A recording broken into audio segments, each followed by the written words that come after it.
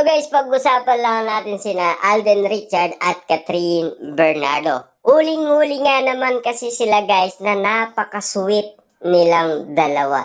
Grabe yung caring talaga guys ni Alden Richard. Napakalupit guys ng mga galawan Alden Richard para kay Catherine Bernardo. Kitang-kita kasi guys na may ikaw si Catherine Bernardo sa may matigas nating tenga. Grabe guys, sa buto na yun. Pero si Catherine Bernardo guys ha, minamani niya lang guys yung mga ganyan bagay. Diba? Grabe guys si Alden Richard. Kung maka-caring talaga kay Catherine Bernardo, spotted na spotted. Exclusive na exclusive guys yung ginawa ni Alden Richard. Ito guys yung mga hindi na nakita sa live ng Star Cinema kanina.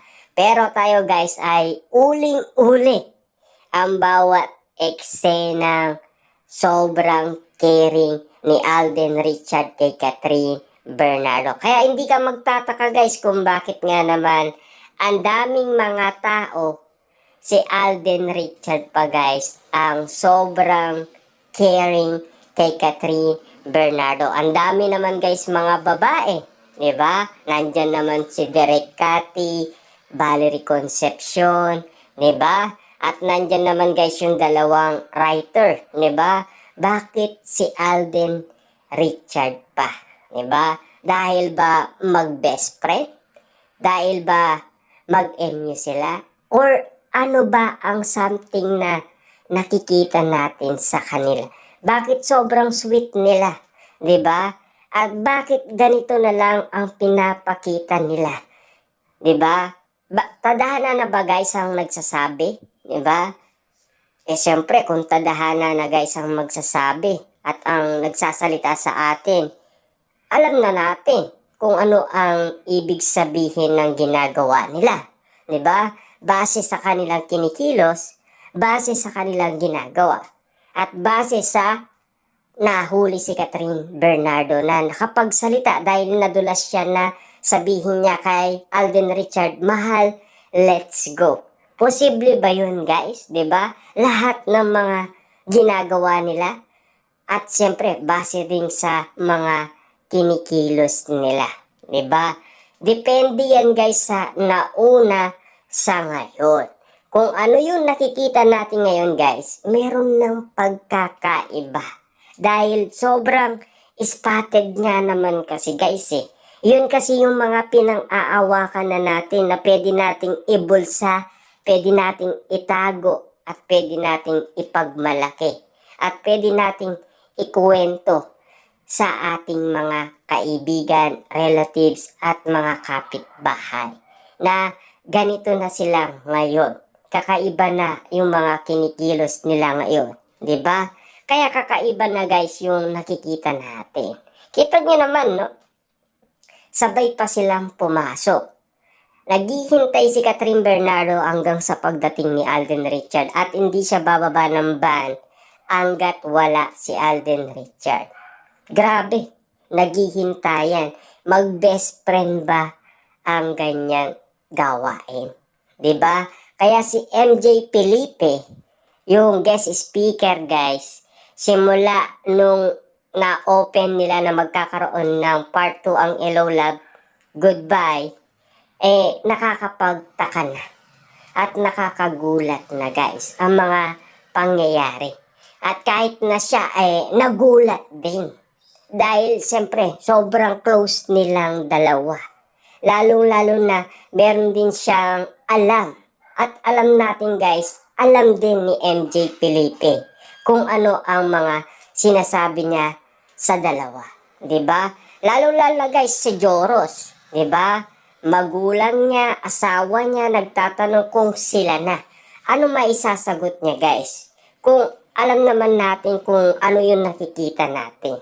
Base sa mga kinikilos nila, ginagawa nila, yung lambing nila, yung sweet nila, mga romantic na pinapakita nila. Grabe na kasi guys eh. Medyo nagtataka na tayo ng konti dahil nandun na sa level na parang sila na. Pero siyempre, katakataka kasi guys dahil ayaw pa nilang magsalita.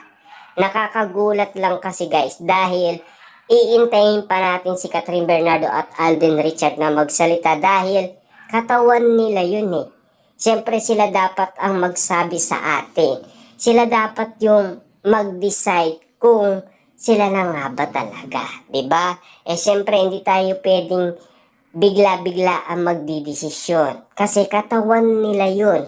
Iba yung katawan natin. Kasi tayo guys, gustong-gusto natin. Dahil siyempre, idolo tayo nila.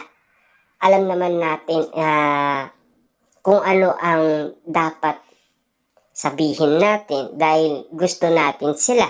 'Di ba? Dahil matagal na nga naman nating inintay ang pagbabalik nila.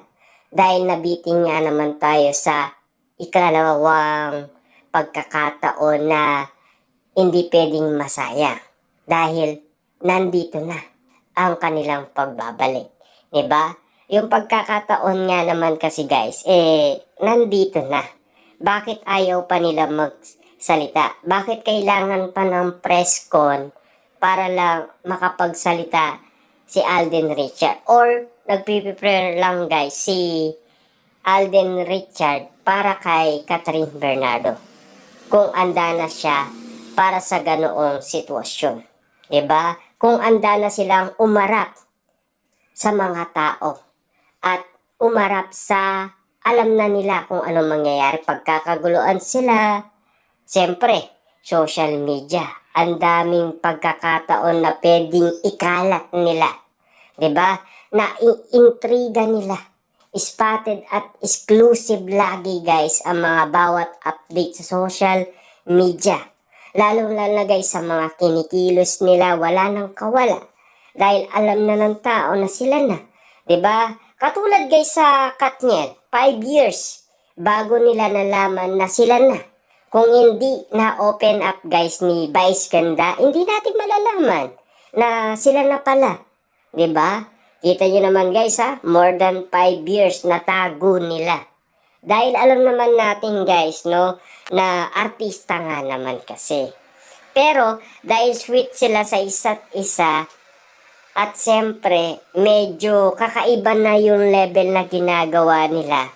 Kaya nakakapagtaka kung bakit hindi alam. Alam naman nila. Kaso nga lang kasi guys, nag-iintay lang sila ng pagkakataon na sabihin nila. Pero more than 5 years at least nakapagsalita sila. Katulad yan guys, 'di ba? Alam ni Catherine Bernardo yan guys, 'di ba? Kung sakaling ganyan ang gagawin nila, more than 5 years din, siyempre katakataka naman yun.